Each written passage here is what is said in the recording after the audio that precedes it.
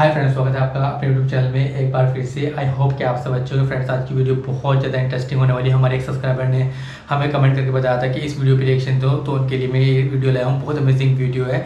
तो ऐसे लोग, ये आज बात होने वाली है जिन्होंने अल्लाह को चैलेंज किया और वो नस्ते नाबूद हो गए। तो ऐसे ही कुछ लोगों के वाक़यात हैं आज जो हम आपके सामने लाने वाले हैं। हैदर टीवी की ये वीडियो, हैदर टीवी का जो लिंक है मैं डिस्क्रिप्शन में दे दूँगा। 5 मिलियन से भी ज़्यादा इनके सब्सक्राइबर है और इनकी काफ़ी सारी वीडियो पे हम रिएक्शन ऑलरेडी दे चुके हैं। तो आज इन्हीं की वीडियो पे हम रिएक्शन देने वाले हैं। तो चलो वीडियो शुरू करते हैं। हम बाद में वीडियो के बारे में बात करेंगे।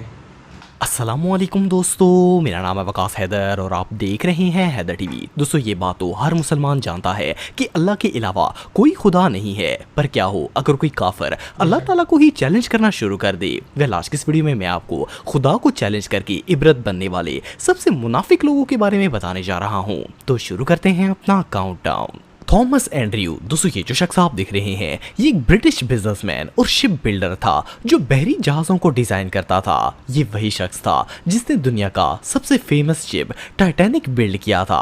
वैसे तो ये एक बहुत ही माहिर शिप डिज़ाइनर था, लेकिन ये अपने टैलेंट को लेकर कुछ ज़्यादा ही गरूर में आ गया था। जब इसने टाइटैनिक बिल्ड किया तो इससे अपने टैलेंट पर इतना गरूर था कि इसने दावा किया कि इस शिप का डिज़ाइन इतना परफेक्ट है कि इसे नाउजुबिल्ला खुदा भी समुद्र में नहीं हो सकता। लेकिन जैसा कि आप सब जानते हैं कि जब टाइटैनिक को पहली दफा समुद्र में उतारा गया था तो अब ये नॉर्थ अटलांटिक ओशन पर पहुंचा ही था कि ये वहां एक आइसबर्ग से टकराकर डूब गया था। इस शिप में दुनिया के बड़े बड़े बिजनेसमैन और मशहूर अफराद भी सफर कर रहे थे, जिनमें एंड्रयू भी शामिल था। लेकिन अल्लाह की करनी ऐसी हुई कि दुनिया का सबसे बड़ा बहरी जहाज समुद्री हादसे का शिकार हो गया। जब ये जहाज बर्फ से टकराया तो इसमें शगाफ पड़ गया और तेजी से समुद्र का बर्फीला पानी अंदर दाखिल होना शुरू हो गया।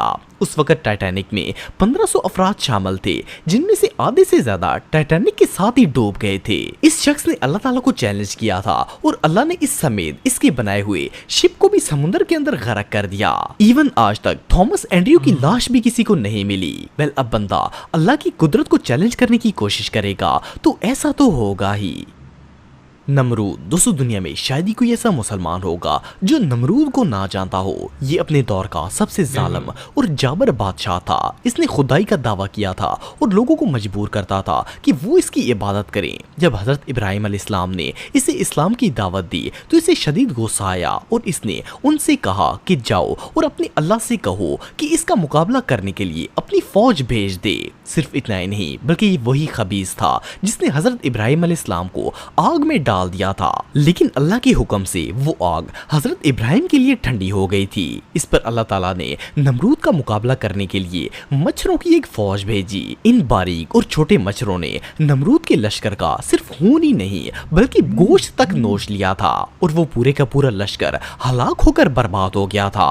इन नमरूदियों की सिर्फ हड्डियां ही बाकी रह गई थी। सिर्फ इतना ही नहीं बल्कि इस लश्कर में से सिर्फ एक मच्छर नमरूद मलून की नाक में घुस गया और नाक के जरिए इसके दिमाग में चला गया था। 400 साल तक इस मच्छर ने नमरूद का वो हश्र किया कि ये अपना सर दीवारों और फर्श पर मारता था। इवन कि सुकून पाने के लिए ये अपने सर पर हथौड़े और जूते भी मरवाता था।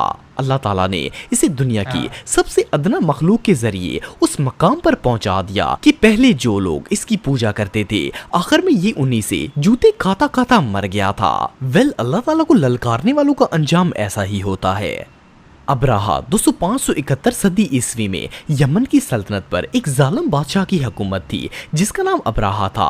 इसने यमन में एक गिरजा घर बनाया था और ये चाहता था कि वहाँ रहने वाले तमाम लोग मक्का को छोड़कर इस गिरजा घर में आकर इसकी इबादत करें और इसे अपना खुदा मान लें। लेकिन जब मुसलमानों ने इसके खिलाफ बगावत की तो इसने गुस्से में आकर कसम खाई कि ये माज़अल्लाह खानाकाबा को गिरा देगा। चुनाचा ये अपनी फौज लेकर मक्का मुकरमा में पहुंच गया। इसके लश्कर में सिपाहियों के साथ साथ हजारों की तादाद में हाथी और घोड़े भी शामिल थे। जब ये बैतुल्लाह के नजदीक पहुंचा तो अचानक आसमान में परिंदों की एक बहुत बड़ी फौज नमूदार हो गई और खाना काबा का तवाफ शुरू कर दिया। ये अल्लाह का मौजा था कि उसने अपने हरम की हिफाजत के लिए परिंदों का एक बहुत बड़ा झुंड भेज दिया था। ابراہ کے ہاتھیوں اور گھوڑوں نے جیسے ہی ان پرندوں کو دیکھا تو وہ بوکھلا کر ادھر ادھر بھاگنا شروع ہو گئے۔ ان جانوروں پر آنے والے کفار نہ صرف زمین پر گر گئے بلکہ اپنے ہی جانوروں کے پیروں تلے آ کر مرنا سٹارٹ ہو گئے۔ صرف اتنا ہی نہیں بلکہ ان پرندوں نے اللہ کے حکم سے ابراہ اور اس کے پورے لشکر کو آسمان سے پتھر مار مار کر ہلاک کر دیا۔ ایون اس واقعے کے حوالے سے قرآن پاک میں ایک سورت بھی نازل فرمائی گئی ہے جس کا نام سورہ فیل ہے۔ بے شک اللہ تعالیٰ ہر چیز پر قادر ہے۔ فرعون، دوستو اگر فرعون کو اسلامی تاریخ کا سب سے بڑا بدبخت کہا جائے تو یہ بات غلط نہیں ہوگی۔ یہ مصر کا بادشاہ تھا۔ فرعون ان بدبخت انسانوں میں سے ایک تھا جس نے خدائی کا دعویٰ کیا اور کہا کہ اس کے علاوہ اور کوئی خدا نہیں ہے۔ ایون یہ لوگوں کو اپنی عبادت کرنے پر مجبور کرتا اور جو اس کی عبادت نہ کرتے یہ اسے قتل کروا دیتا۔ حضرت موسیٰ علیہ السلام فرعون کے پاس اللہ تعالیٰ کا پیغام لے کر گئے اور اس سے کہا کہ وہ مظلوم لوگوں کے ساتھ زیادتی کرنا چھوڑ دے ورنہ اللہ کا عذاب اسے لے ڈوبے گا۔ اس پر فرعون حضرت موسیٰ علیہ السلام کا مذاق اڑانے لگا اور ان سے کہا کہ یہاں کا خدا میں ہوں، میں کسی کے حکم کو نہیں مانتا۔ اس کافر نے حضرت موسیٰ علیہ السلام اور ان کی قوم بنی اسرائیل کو قتل کرنے کا ارادہ کر لیا، لیکن اللہ تعالیٰ نے حضرت موسیٰ کی مدد فرمائی اور انہیں اپنی قوم کے ساتھ دریائے نیل پار کرنے کا حکم دیا۔ فرعون نے ان کا پیچھا کرنے کی کوشش کی لیکن اللہ تعالیٰ کے حکم سے موسیٰ علیہ السلام کی قوم کے لیے دریا میں راستہ بن گیا اور جب فرعون نے اس راستے پر چلنے کی کوشش کی تو وہ اپنے لشکر سمیت دریا کے اندر ڈوب کر غرق ہو گیا۔ ویسے تو فرعون پانی میں ڈوب کر ہلاک ہو گیا تھا لیکن اللہ تعالیٰ نے اسے قیامت تک آنے والے لوگوں کے لیے عبرت کا نشان بنایا اور اس کی لاش کو محفوظ رکھ دیا۔ ایون ہزاروں سال گزرنے کے باوجود آج بھی اس کی ممی مصر کے میوزیم میں خوار ہو رہی ہے۔ شداد، دوستو شداد کا تعلق قوم عاد سے تھا۔ یہ ان کا بادشاہ تھا اور اپنے آپ کو خدا مانتا تھا۔ قوم عاد کو اللہ تعالیٰ نے دولت، طاقت اور دنیا کی ہر نعمت سے نوازا تھا لیکن اتنی زیادہ نعمتیں ہونے کے باعث یہ لوگ بھٹک گئے اور منکر خدا ہو گئے۔ لیکن اللہ تعالیٰ نے انہیں ہدایت دینے کے لیے حضرت ہود علیہ السلام کو بھیج دیا۔ جب حضرت ہود علیہ السلام نے شہاد کو اللہ تعالیٰ کے راستے پر بلایا تو یہ ان کی توہین کرنا شروع ہو گیا۔ اس نے حضرت ہود علیہ السلام سے سوال کیا کہ اگر وہ اسلام قبول کر لے تو اسے کیا ملے گا؟ حضرت ہود علیہ السلام نے اسے کہا کہ اس کے بدلے میں اسے جنت ملے گی اور پھر اسے جنت کی تمام نعمتوں کے بارے میں بتایا۔ اس پر وہ کہکے لگا کے ہنسنے لگا اور بولا کہ یہ کون سی بڑی بات ہے، ایسی جنت تو میں خود بھی تیار کر سکتا ہوں۔ اس بدبخت نے اللہ کا مقابلہ کرتے ہوئے اپنی سلطنت پر پوری جنت تعمیر کروائی اور اس کا نقشہ بالکل ویسا ہی رکھا جیسا حضرت ہود علیہ السلام نے اسے بتایا تھا۔ ایون اس نے اپنی جنت کو دنیا کی ہر نعمت سے آراستہ کر دیا، لیکن جب یہ اپنی جنت میں داخل ہونے لگا تو اس کے دروازے پر ملک الموت کھڑے تھے۔ شاداد نے انہیں دیکھ لیا اور ان کے آگے گڑ گڑانے لگا کہ ایک دفعہ اسے اپنی جنت میں داخل ہونے کی مہلت دے دی جائے، لیکن اس کے انجام کا وقت اللہ تعالیٰ نے مقرر کر رکھا تھا۔ یہ اپنی بنائی ہوئی جنت میں جانے سے پہلے ہی مارا گیا تھا۔ اللہ کے منکر کے لیے اس سے بہتر سزا اور کیا ہو سکتی ہے؟ اسٹیفن ہاکنگ، دوستو یہ جو شخص آپ دیکھ رہے ہیں اس کا شمار دنیا کے سب سے فیمس سائنٹسٹ میں ہوتا ہے۔ اس منحوس نے اللہ کے وجود کو ماننے سے انکار کر دیا اور ساری دنیا کے سامنے یہ کہا کہ اس دنیا میں خدا ایگزسٹ ہی نہیں کرتا اور نہ ہی کوئی دنیا کو چلا رہا ہے۔ یہ بدبخت اللہ پر ایک کتاب بھی لکھ رہا تھا جس کا نام برنگ آنسرز ٹو بگ کوسچنز تھا۔ اس نے اپنی کتاب میں لکھا کہ صدیوں سے لوگ یہ سوچتے آ رہے ہیں کہ مجھ جیسے معذور لوگ اللہ کی سزا کا شکار ہیں، لیکن ایسا نہیں ہے، ہماری قسمت کوئی نہیں لکھتا۔